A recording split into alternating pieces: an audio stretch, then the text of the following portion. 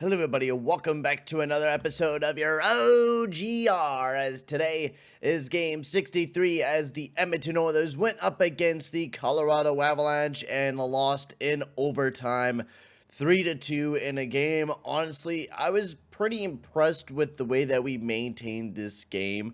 Of course, the refs were absolutely brutal throughout this entire game, just absolutely giving everything to the Colorado Avalanche, but we stuck in the game. It was only a one-goal game, and we were, mostly able to keep the game tied for a majority of the game, so I was really well impressed with that. And the only time the Avalanche were able to score were on the power play, so we'll get into all that, though. Before we do, though, I'd like to just say, if you are new to the channel, make sure to smash that subscribe button and hit that like button as well, as that'll be very much appreciated, boys. So let's get into this bad boy here with the Edmonton Oilers and talk about this amazing game that happened. It was absolutely incredible by the Edmonton Oilers. Now, we definitely got outplayed. This is the game that we got outplayed entirely. Our top line wasn't able to produce. That was a big thing. I guess the thing that we can talk about, though, is how well they played defensively. I think is a big note about that line is they played absolutely incredibly defensively, and that's something that we definitely need to talk about of how well they did that. We shut down a lot of the top lines. McKinnon only had, 2 points throughout the night, but it was only on the power play, but for the one goal that he did have. So 1 point on the power play. Mikko Rantanen, I think, was the only guy that had all points on the power play, which he had 2 goals. He was crazy. But we did really good of shutting down some of the top guys of the Colorado Avalanche, and I really enjoyed that.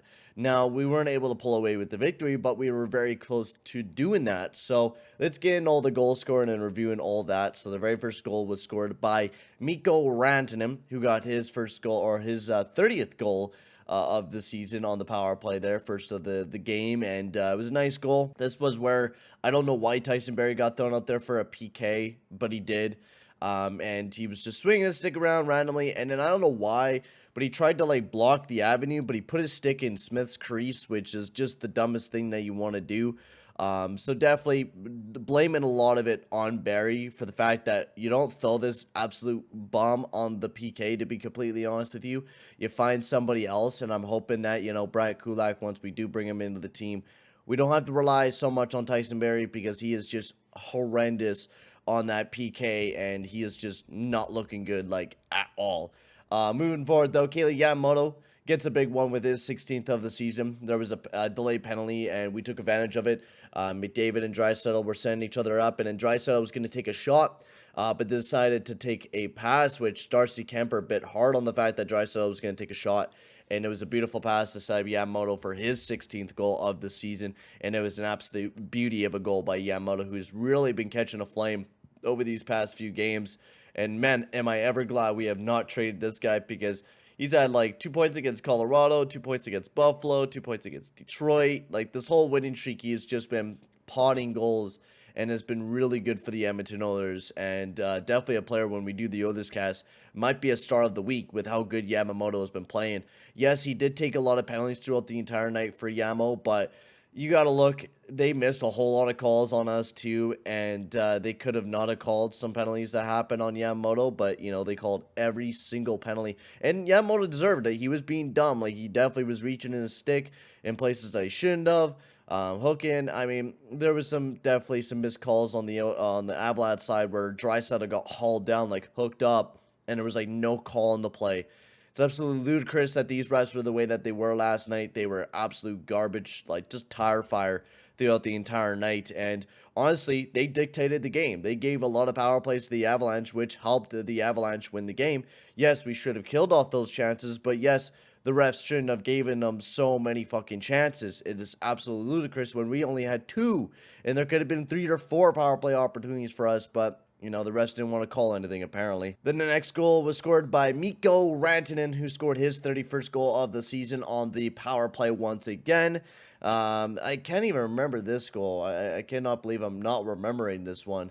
Oh, yeah, this is kind of the knuckler that came at Smith. It was I don't even know where it went, but it got past Smith. It was a weird one. It was a fluky one. I really would even blame Smith on this one.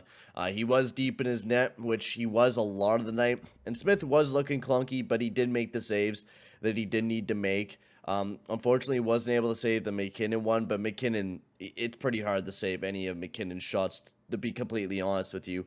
And then Evander Kane, not even that long after, tied up the game. Nice turnover by Yamamoto, who then got it to Evander Kane, who potted home his 13th goal of the season. And then nothing happened in the third period, and then Nate McKinnon scored his 22nd goal in overtime.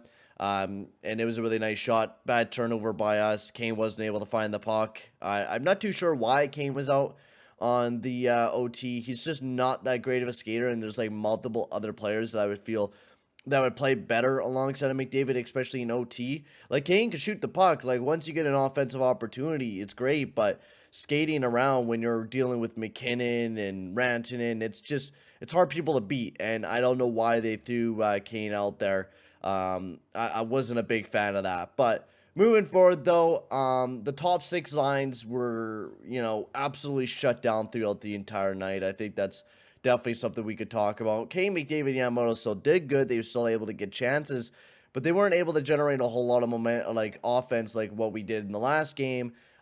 We weren't able to see that a whole lot with that top line. Like, Colorado did a really good job of shutting down our main top producers. And Malone, McLeod, Cassian was one of our best lines. Who fucking knew once you pulled Archibald out of the lineup, that line was going to do a lot better. And they played amazing. So they did really good. Cassian was bumping bodies. They were looking good. They were doing a lot of good things out there. I was really enjoying their line throughout the entire night. Like, McLeod had a good few offensive opportunities. Cassian was banging the body. He didn't look like he had too bad of a game yet, even though he only played about 6 minutes. He still looked relatively pretty good for the team, and McLeod was buzzing throughout the night as well, just wasn't able to bury one. Fogle, Shore, and Ryan didn't see him very much, but they had kind of a rough night. And then defensively, Keith and Bouchard was one of our best defensive pairings throughout the entire night. They did a really good job defensively. Not just that, they produced some offense as well. They were doing pretty well offensively. They had a really good amount of shot attempts. They had a goals for on their pairing as well. Nurse and Cece had a rough defensive night. They gave up a pretty good amount of shots. Attempts. Shots. Jesus, shot attempts against on them. Cannot speak English, but shot attempts on them, they had a lot on them, more than any other pairing. Russell and Barry also didn't play that bad defensively throughout the entire night. They actually played a little bit more minutes than Keith and Bouchard, but you've been seeing most of the pairings relatively playing the same amount of time. Like, Nurse and CC played 15:09, Keith and Bouchard played 13:22, and Russell and Barry played 13:57. And I'm imagining that's what you're going to see when Brent Kulak also gets himself in the lineup, is he's going to probably get about the same minutes as a Chris Russell on the team. So Mike Smith also didn't play that bad for the Edmonton Oilers. He made some big saves at times that he definitely needed to.